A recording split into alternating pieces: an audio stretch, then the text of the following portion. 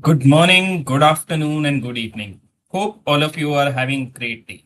Welcome to our LinkedIn Live on hype versus reality, why some AI programs scale versus others plateau. Thank you for taking the time out today for joining us for this discussion. I can see multiple folks joining in. While we get started, do drop in the comment section where are you dialing in from? I am dialing in from Delhi, and the weather over here is unsurprisingly hot. As always, throughout this session, if there are any questions, feel free to add them in the comment section and we'll try our best to answer most of them. Today's discussion is always something that piques everyone's interest because it involves AI. AI in CX has incredibly fast over the last 18 to 24 months. While the hype has been massive, the outcomes have been mixed. Today, we're trying to cut through the noise and talk about what's actually working, what's not working, and why some organizations are able to scale AI while others get stuck in the pilot mode. Before we jump into the discussion, I'll briefly introduce the panel. I am Dhruv Khosla, a practice director with Everest Group. I look after our research in CXM and trust and safety. For this discussion, I am joined by Michael and Chhandak. Michael is Director of Customer Operations at NerdWallet, brings with himself over 2 decades of experience in contact center operations, and Chhandak is Vice President of CX Research at Everest Group. With that, I'd hand it over to Michael to quickly introduce yourself, and then Chhandak, you can please go ahead. Thank you, Dhruv. Just briefly, I'm Michael Windler. I am Director of Customer Operations at NerdWallet, just recently joined earlier this year. But as you mentioned, over 20 years of experience in CX in various industries, including financial services, healthcare, and content creation. So excited for the conversation today. Thank you. Thanks, Michael. So I'll go ahead. Chhandak Biswas this side, Vice President with Everest Group, lead our CX research, both from services and technology standpoint globally, based out of New York City. And yeah, looking forward to the conversation today.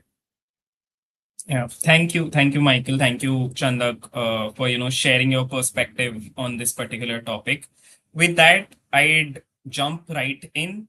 So I'll start with you, Chhandak, and I'll ask you the same question on behalf of the audience, which I asked you when you brought this topic up to me, right? And this question is more around the title of this event. So how would you unpack this? Could you help us, double click on what is the hype versus reality that we're referring to, right? What is the gap between that hype and reality, and which areas in CX have been hyped due to AI? Yeah, I think this topic is something that we always hear about and always talk between our analysts as well. And there is a big gap between the assumption and what's practically happening within the industry, right? So a lot of organizations considered AI as a plug and play automation solution. And obviously they had seen a lot of demos in controlled environments, a lot of conversations were happening in the last few years. But the reality of transforming that operational journey is very different. I have had so many comments from the industry that, hey, contact center is a declining industry. AI would dramatically let go of everyone within your contact centers. Bots are going to handle all the conversation, etc., etc. But the reality is more nuanced than that, right? So what we are seeing is AI obviously is a great tool. It succeeds in a different environments which were not happening in the previous years, but that depends on a lot of other factors like process, data, maturity, governance, etc. Right? And that's exactly what we are going to discuss today. So like I said, there's honestly a lot of positives with AI, but there is a huge gap between what's being assumed versus what it actually does within the industry. And that's why we thought it's a timely topic, with Michael bringing in his industry expertise, and what he's seeing on ground will definitely be a great and enriching conversation between the three of us. Yeah. Thanks, Chhandak. And I totally concur with what you're referring to, right? I also feel that, there is AI. AI has significant potential to be utilized. I certainly believe that it is not overhyped, but what my sense gives me is that it's not evenly realized throughout the industry, right? Some use cases are already delivering real value, while there are others that are still at the experimentation stage. And with that, Michael, I'd like to bring your perspective into this particular discussion, given your experience in the industry, given your experience in contact centers, right? What is your thought on this? Is AI hyped too much, or are there tangible benefits of AI that are already here? It's a great topic and good conversation. There's definitely a lot of hype. I wouldn't say there's overhype, but it's might have felt that way 12 to 18 months ago, but now it's definitely not overhyped. It's here. I have a friend in the space that does a weekly post on talking about AI readiness. And really that topic needs to transition because it's not being ready for AI. It's already here. And in some way, shape, or form, you should adopt, but you do need to be strategic and thoughtful in that adoption process. If you're doing it for the sake of everyone else, or you're going after the shiny object or shiny toy, you're going to set yourself up for failure. You need to make sure that you have the right mindset and the right process, and making sure that your base and foundations are sound in order to properly implement AI. And I would also highly recommend not going about it alone and making sure that you leverage experts in the space, because otherwise you will be following the shiny object and not necessarily leveraging what's going to be best for you and your organization. So looking forward to the rest of this conversation. Yeah, thanks, Michael. And you actually touched upon quite a few topics, and we'll try and deep dive into each of them specifically over the next 1 hour, right? We'll talk about where are we seeing pilots, why are pilots failing, what kind of expertise are we seeing in the market? Should vendors be evaluated in a different manner compared to how they were getting evaluated historically, right? And what are the things that we should look forward to?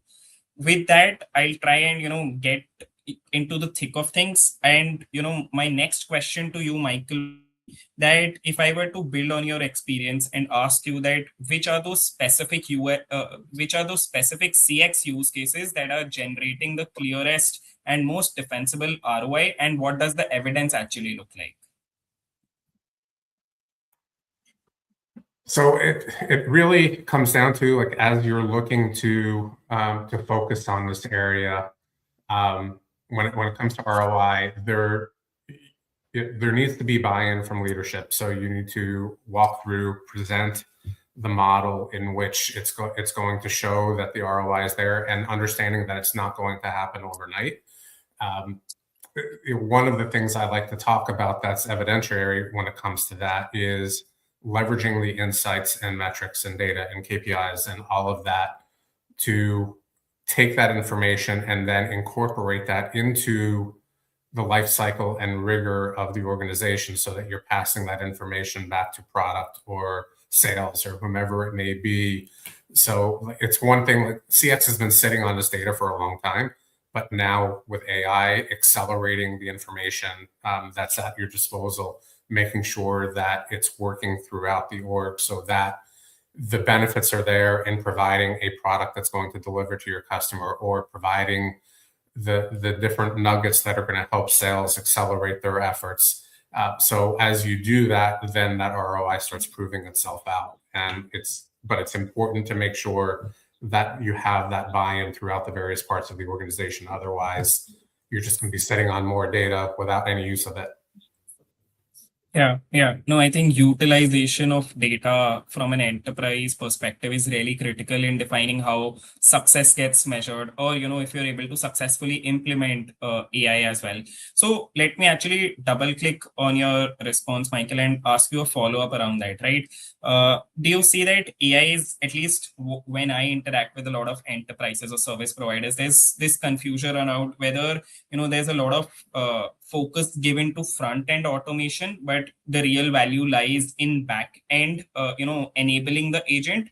What would be your thoughts on that? And a second follow-up question to your response in itself would be that, you talked about the fact that leadership buy-in is necessary, right? From a use case perspective, do you see that there are specific use cases, maybe some of those that have high volumes that might be more suited for AI adoption as of today?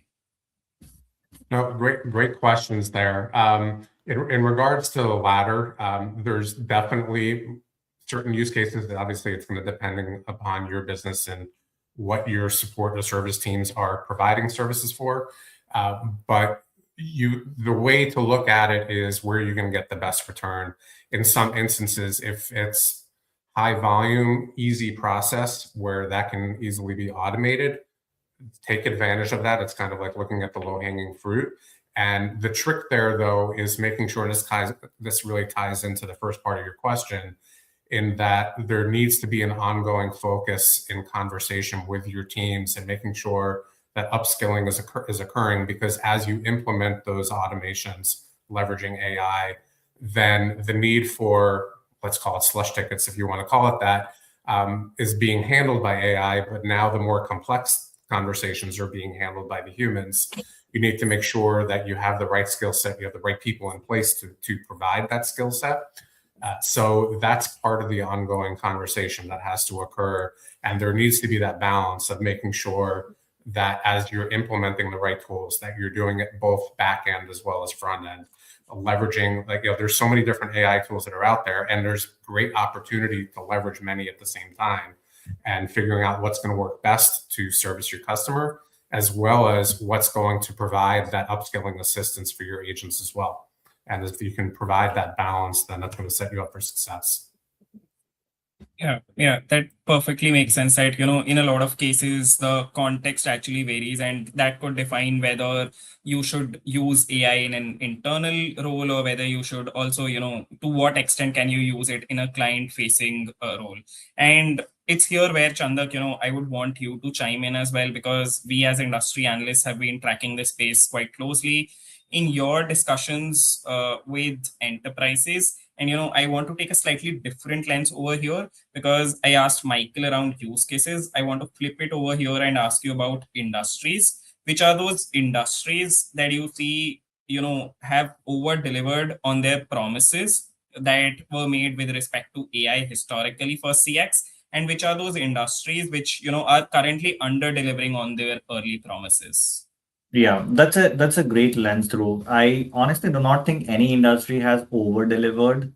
There's still a long way to go for everyone. But certainly there are industries where who are way ahead than others, right? There are industries which are doing relatively better than others. Obviously, I'll not call it as over delivering, but maybe performing better than some of the other peer industries. And some of the clear characteristics that I kind of see from these industries is obviously high repeatable volumes, that they are able to cater to certain intents. The intents are also repeatable for these industries.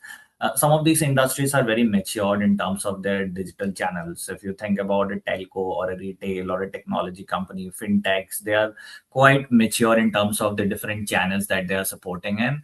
And definitely the use cases in which they're deploying AI has clear ROI loop. So they're able to generate a clear and quick ROI through high interaction volumes, repeatable. So that's why we kind of think, and I have personally seen a lot of telecom, retail, technology, fintech clients doing better than some of the others, like energy utilities, healthcare, traditional travel, etc. But having said that, the caveat is there are obviously winners in this, in the other industries as well. It's just from a broader industries lens is something that we are seeing a clear segregation. So, for example, if I think about telecom companies, they are using AI very effectively across billing queries, tech support, outages, etc. So that's those things are becoming automated.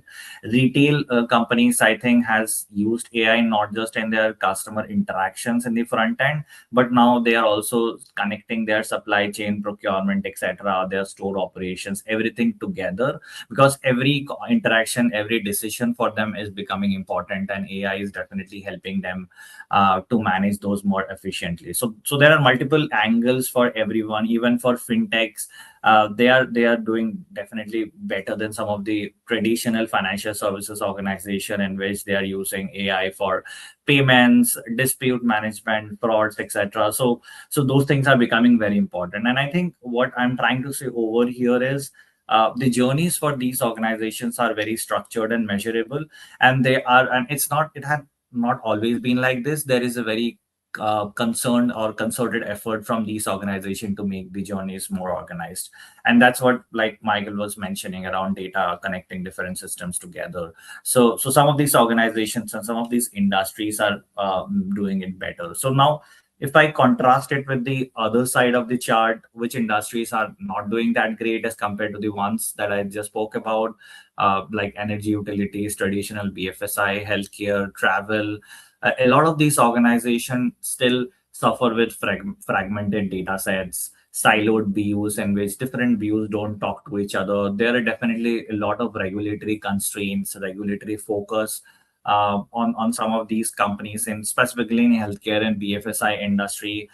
Emotional sensitivity is a big part in a lot of conversation, specifically for travel and hospitality, in which customers are usually emotionally charged and they need someone to talk to them empathetically. So in that case, you might not be using AI as a front end operation, but definitely you can use AI at the back end to support those human agents. So like I said, there are examples from both sides of the table. But the key message is AI is still not winning all across the industry. There are still industry by industry nuances. It's winning process by process, interaction by interaction, and I expect to see much more movement, much more churn coming up in the next few months and years. And obviously the gap between industries will be much more closer if we are having this conversation again next year. Yeah, yeah. No, I also agree with you on that, Chandar. So great point, right? That we do not see success throughout the industry. It's much more process centric. And I think Michael also echoed that sentiment when he was referencing to that. Based on the context, we see where AI can be deployed versus, certain areas where the success is still far. So, Michael, I also wanted to check with you because there is, we've talked about moving from process to process, right? And evaluating where should AI get utilized versus not utilized. One common question that I receive as part of my interactions is around the fatigue with pilots, right? So, could you make this more real for our audience and talk about some example where any particular pilot looked quite exciting at the proof of concept stage, but when you were trying to scale, it did not eventually turn out as you would have liked it to be, and what would be the reasons behind that? No, it's a great question. Earlier in the conversation, I talked about shiny objects. There are so many players in the space that are providing different opportunities to leverage AI. The key, though, is making sure you, number one, identify when you're ready. You have to have a solid foundation, solid base in place in order to implement the AI tool, because without that information, it's essentially garbage in and garbage out. So I've experienced in a prior function where implementing a CRM tool that had lots of AI capabilities, our knowledge base was not together. And without having that proper knowledge base, which is the foundation in place, the AI can't really leverage that information in order to be able to provide optimal performance. So it's really critically important to ensure that you have that solid foundation in place before you go out and either building internally or going out and buying externally. Whichever route you take, that foundation is critical to the success of the AI tool that you're leveraging. Without that, it's going to be very ineffective. Yeah. No, I think that makes a lot of sense. Any points, Chandak, that you would want to add to that? No, I think what Michael said kind of definitely resonates, right? And I'll kind of bring on the broader industry perspective over here and add to what Michael said. Because we kind of work with a lot of different clients from various industries, there are a few common themes that I personally see, which you can see in this slide. And I think a lot of these proof of concepts look fantastic when they're in pilot stage. They are very tightly scoped, highly supervised, etc. They're running in clean environments. There are many different reasons, but when they start scaling up, then it exposes a lot of operational reality and use case based issues, which you were kind of asking, Michael, right? So what I kind of see is pilots don't scale up. They don't. People are not able to track the actual value of those pilots and how they will actually perform in the operational environment. There's definitely a lack of recording those pilots in terms of the clear guardrails that you need to have. What are they hallucinating? Are they not? what are the kind of questions that they need to answer, etc. Are they empathetic enough? Is there a bias? So there are multiple reasons for which the pilots kind of fail. Some of them may be a poor quality of management as well, where they are not aligned between technology and business teams. So when we work with clients from different industries, we've come across multiple of these issues within their business environment. Sometimes a lot of clients do preempt those issues and work in solving those out as they go through this transformation journey. But having said that, we also see a lot of successes too, right? And that's why we are seeing pilots scaling up. And I think what clients have focused on is the execution and outcomes side of things, rather than just having a shiny tool or a shiny toy, like Michael was mentioning. So it's important to have that shiny toy with you, but then you'll have to focus on how do you execute what you had started to do before. And that's where we see a very rigorous testing, cross-functional teams working together, very controlled environments in which they are doing so, starting with the low-hanging fruits, and then going up the ladder in terms of the complexity and risk that they are taking with AI pilots, and then doing it continuously. So having that closed loop is very important. One last thing which I did not cover in this entire narrative is the data and privacy regulations, because in the last 12 to 18 months, I have been coming across a lot of security related issues. And it might not be just related to AI, it's in general, because AI is also enabling the fraud actors to be better, right? So that's why the data security guardrails needs to be very strong from a client standpoint or from an enterprise operation standpoint, which needs to be at the first level of, scrutiny and compliance and focus, and then the rest of the things come and fall at the right place when the execution is done in a right way. So this is what I wanted to add on the overall narrative and what Michael said here. Yeah, no, I think that feels like quite real in the sense, and I'll probably just summarize before I take a question I see from Leonard in the chat, right? So till now, what we've discussed is the fact that we see that winners are picking very specific use cases and going deep, right? In terms of pitfalls, we see that certain organizations might be underestimating some non-technology efforts. Could be around change management, could be around ownership. Chhandak talked about data readiness or security as one of those challenges, right? Before I move ahead, Leonard, I would want to take a question for you, Michael, that came in from the chat, and that's from Leonard around. What were the first use cases for AI at NerdWallet? Was it for customer service, or maybe for sales to guide people to correct credit cards, customer segmentation, and how long did it take to implement? It's a great question, Leonard. I don't know really who the first was. It seems like the adoption has just happened very quickly across the entire organization.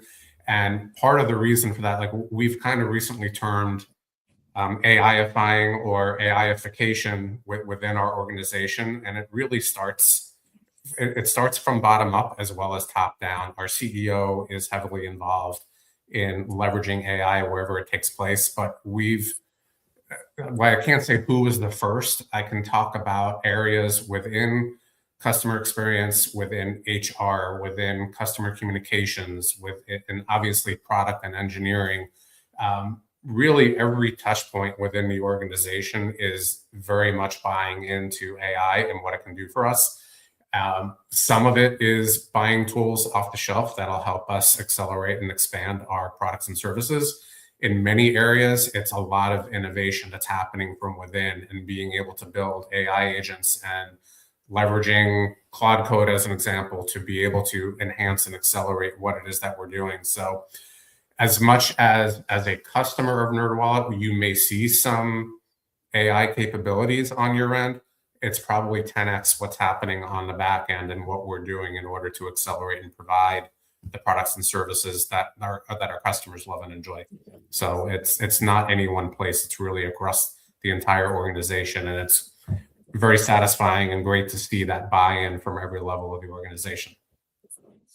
Yeah. No, I agree with you on that. CX is one part of the equation, but at an overall level, we see AI getting implemented across the organization, across different functions, so as to say. Just before I move ahead, just a small call out for our audience. We'll display a QR code at the screen. Feel free to scan that QR code if you're dialing in, and you can get access to one of the complimentary reports that we have published as part of, just as a vote of thanks for attending this particular session. Now, wanted to move to the next section, and Michael, you also referenced to the fact that across AI is getting implemented across their specific use cases, their specific industries, where AI will be successful, where AI will be faster implemented compared to the other industries and other use cases, right? I wanted to move the lens slightly towards outsourcing, right? Given the fact that you have spent such a long time in the outsourcing industry, I wanted to ask you that who are typically the decision makers within an organization for any AI related investments specifically focused towards the CX function? It's a great question, and it really varies based on industry. You shared a slide a little bit earlier talking about, Chhandak talked about some of the industries that are really in full adoption of AI and others that are lagging behind. And that's really a good indicator of what's happening within an org as far as who the decision makers are.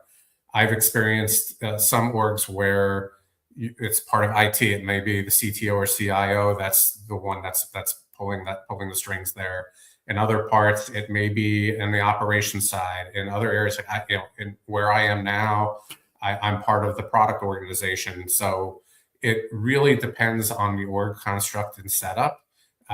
But it's also critical that whomever's, if you're looking specific to CX and determining the leveraging of outsourcing and leveraging AI, is having a seat at the table and having a voice to make sure that you can share and leverage what that'll mean for not just the operation or the CX team that's being able to provide those services, but how that's going to translate and impact positively other parts of the organization where you can see that lift.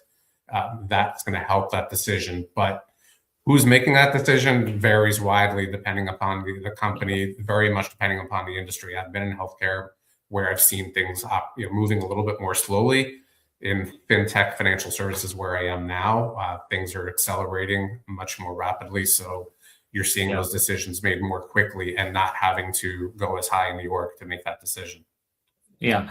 On that, Michael, I totally agree. It definitely depends from organization to organization. From my vantage point, I am seeing the decision makers being more centralized right now from a decentralized traditional decision making system, right?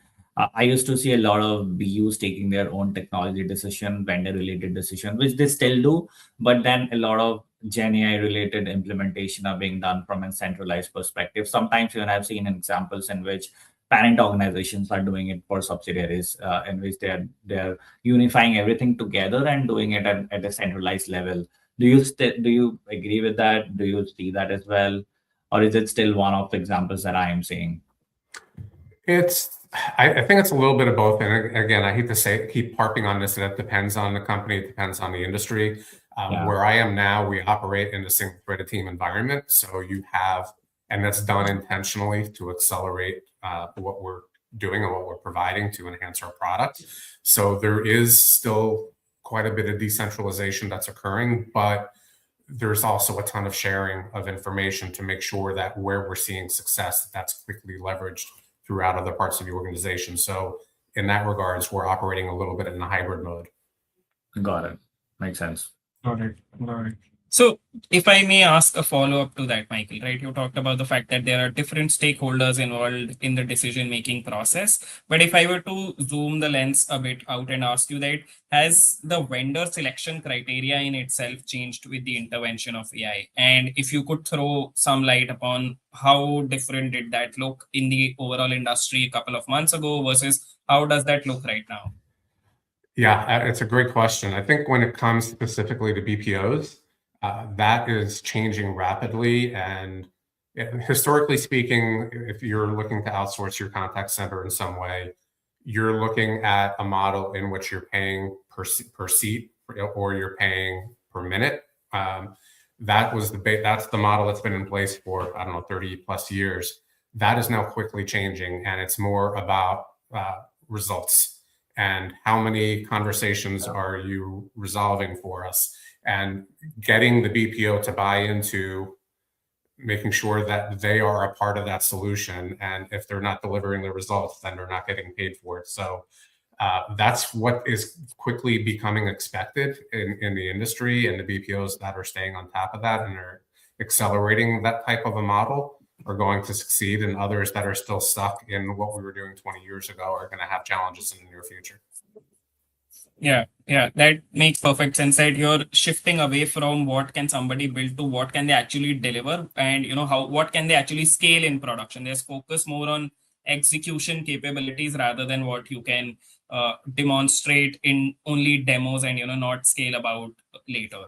Yeah. And Chandak, I Uh, think I'll please go ahead. just one quick thought on this, Dhruv, and I think Michael, you have touched upon a very interesting aspect about the execution capabilities and what one can do, what one cannot, right? And I see Tyler posting the outcome-based pricing. Definitely, outcome is one of the most important factor, which me as an analyst talk to when I talk to anyone within the industry. I kind of say that outcomes is something that we keep on hearing, but we don't actually see tangible outcomes. So that needs to come out. But even before outcomes, right? A lot of the industry still operates on trust and relationship, because if you don't trust a certain provider, be it a technology or a BPO, you cannot give them your keys to your house to generate an outcome, right? So trust is a very Yeah. important factor on that.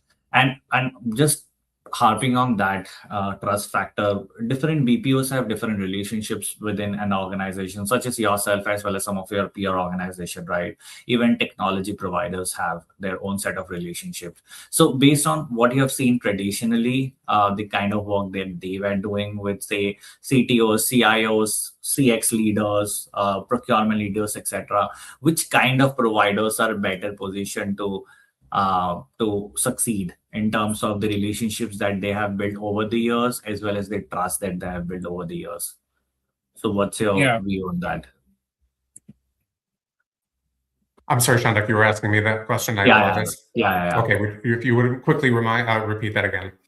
Yeah, so which kind of vendors do you think are more better positioned? Because let me Oh, share my yes, view, right?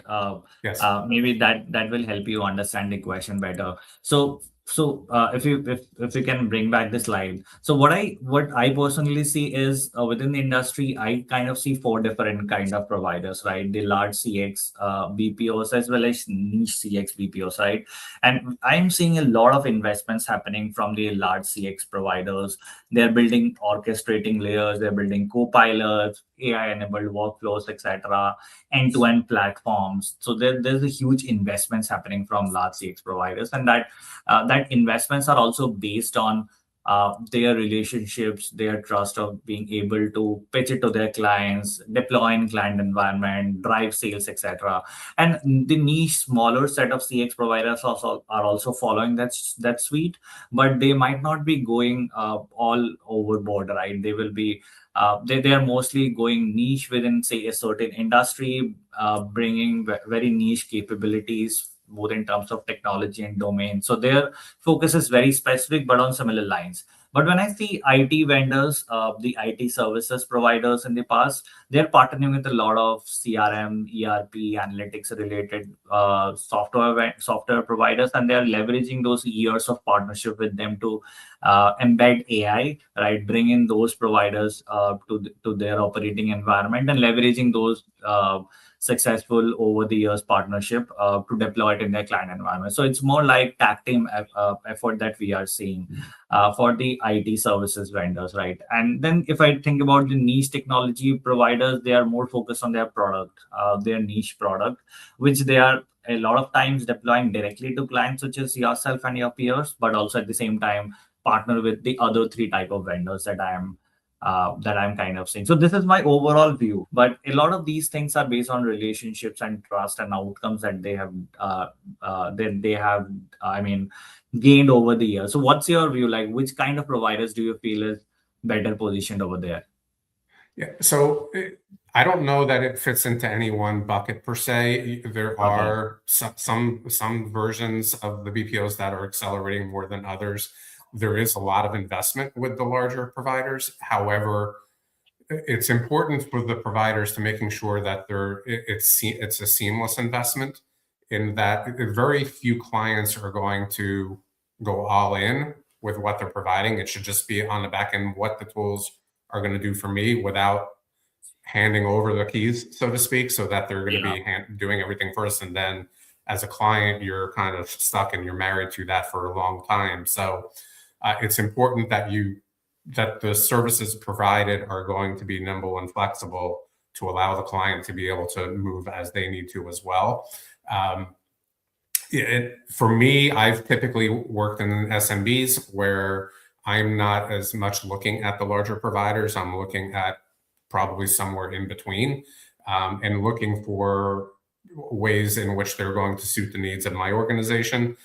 So it really differentiates based on the needs of the client as much as it does in other areas. But it's also important to know that we're seeing changes in the industry, because now you're seeing SaaS companies that are acquiring BPOs and vice versa. So those where that's happening are obviously more forward thinking, and they're looking ahead to how they're going to be able to stay ahead as this race continues. So it's an interesting time right now to see how that industry is changing overall.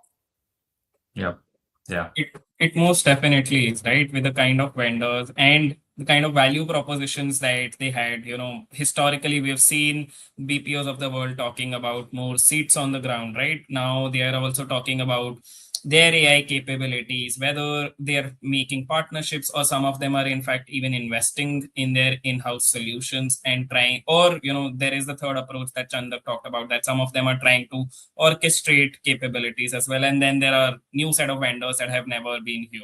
But if I were to ask you, Michael, and this is also sort of linked to the comment that Leonard had asked, because, at the end of the day, all of this comes down to what are we getting out of this investment, right? If everyone's putting in so much into AI, how is it that they are going to get return?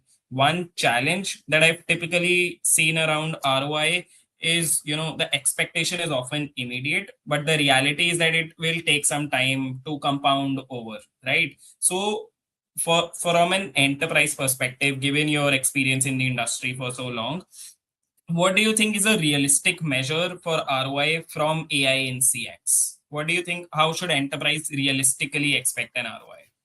Yeah, I think the best way to describe that is, I've talked about this in recent times over the last, I'm going to say 6 to 12 months, is the traditional contact center, the traditional CX team has been looked upon as a cost center or an operating center. And it's just, your cash flow is going out. There's no way to prove ROI.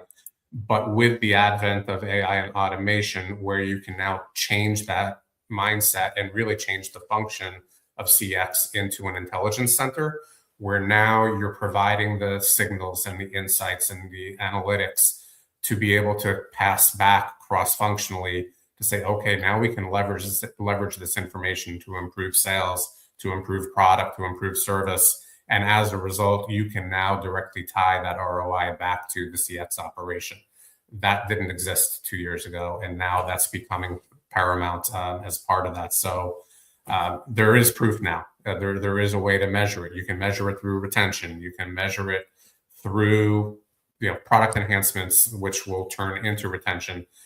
It'll turn into more sales. So it may not be a direct measurement, but there's the correlatory measurement is there in order to be able to show that success and prove out the ROI. Yeah. No, I agree with you that, we're talking about outcome-based pricing. So there has to be ways in which we have to identify what that outcome looks like.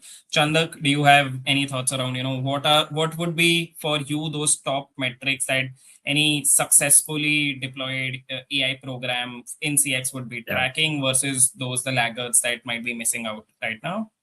Yeah, I think Michael has correctly summed up the entire thing, right? There definitely metrics which can be correlatory, which might not be directly impacted, but definitely there would be uplift and improvement over there. I think right now a lot of industry is blurring the lines between what a true outcome is versus what not. I mean, I've gotten so many comments that hey, we have taken our CSAT rates from A to B, and that's an outcome. Which I mean, technically it can be, but it's not really an outcome, and it's kind of expected from everyone who is taking up an operations for a large company, right? So I would say NPS, TSAT, resolution rates, those are there, those are good to have, but those are not true outcomes. I mean, I would kind of call out the business matrix, right, which Michael has mentioned, revenue upliftment, maybe customer conversion, how easy you have made the entire customer journey, customer retention matrix, maybe cross-sell, upsell improvements that your operations are enabling for your client are something which I would call as outcomes. But yes, can you measure it directly? Might not be for everything, but can you measure them indirectly and kind of talk about the improvements in those areas to your business? Yes, you can definitely in a lot of scenarios. So I think the laggards still are focusing on the tactical matrix, which is kind of table stakes and expected from everyone, and they are positioning it as outcomes. Theoretically maybe you can, but technically I wouldn't consider those as true outcomes.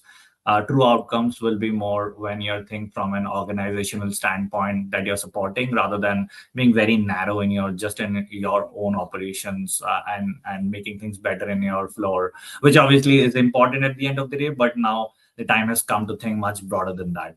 So I think a lot of high performing programs right now track broader metrics rather than just being narrow in their operational stuff. Yeah. So if I understand you correctly, for those that are looking at being successful faster, they need to also think about what are those KPIs, and they cannot, get stuck in the same loop of the KPIs that we've tracked for years and years. And Yeah. I also see a comment from Leonard around the fact that, AI, one of the benefits of AI is also the fact that your staff will remain happier. You're also taking out of, you're assisting them, you're augmenting their capabilities in itself.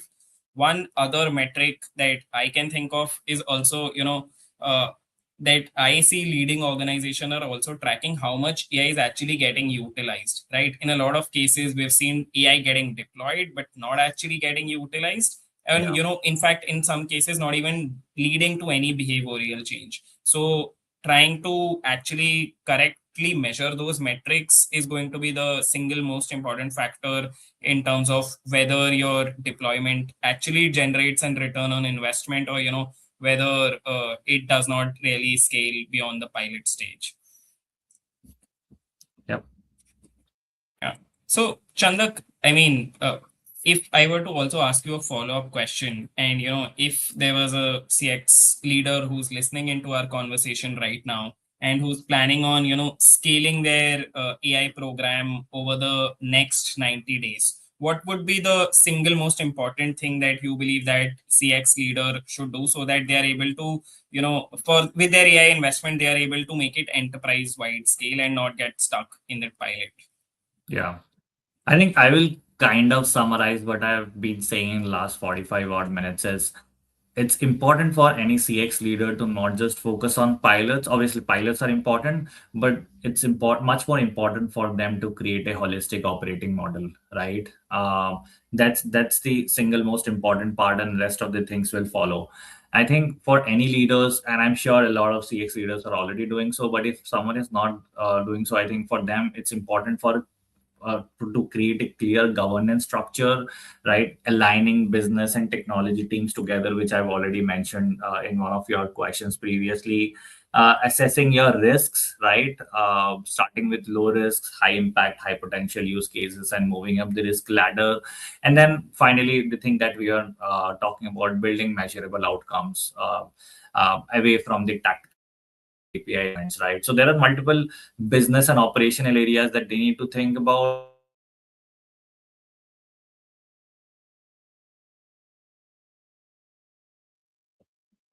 Readiness part is something that will be the single most important area for them, as if they think about, I mean, 90 days is a very short period of time. Michael, you would relate to that, right? Um, but still, if I look forward, I think operational readiness and execution is the single most important thing in which we see failures happening much often than not, because technology is there, but how do you leverage the technology is something that will define the winners and losers of the future. I mean, Yeah. it's like you can give me a Formula One car, but I cannot drive it on a track, right? So I need to be a very well skilled driver to drive it on a track, keep it within the white lines. So that is something which is going to be very important. Michael, what do you Yeah. think? What do you say to your peers within the industry based on your experience? Yeah, I mean, I think Leonard kind of stole this a little bit. There's a lot of noise out there about how AI is going to reduce headcount and replace people, and there are some leaders that are trumpeting that and kind of utilizing that and leveraging that as an excuse for why they're laying off teams. But the reality is that's the furthest thing from the truth. AI is accelerating what CX is providing and leveraging that to move ahead and provide better service for the customer. It's not meant to replace people. It's not going to replace people. And by leveraging AI properly, I talked about earlier the synergy between the implementation of AI tools and functionality for both customer facing as well as back end.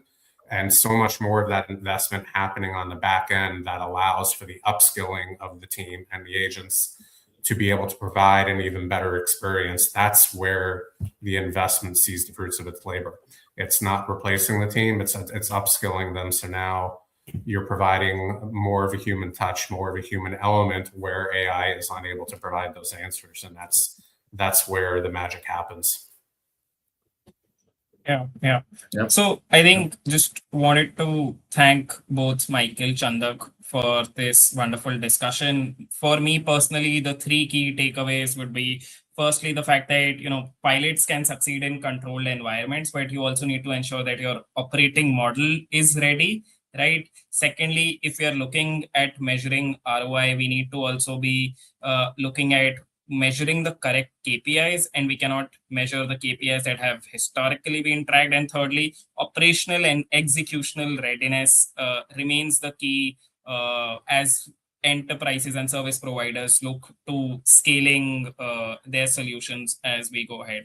So thank you, Michael. Thank you, Chhandak, for taking time. Thank you for the audience who's dialed in, for listening to us and being so interactive and asking questions.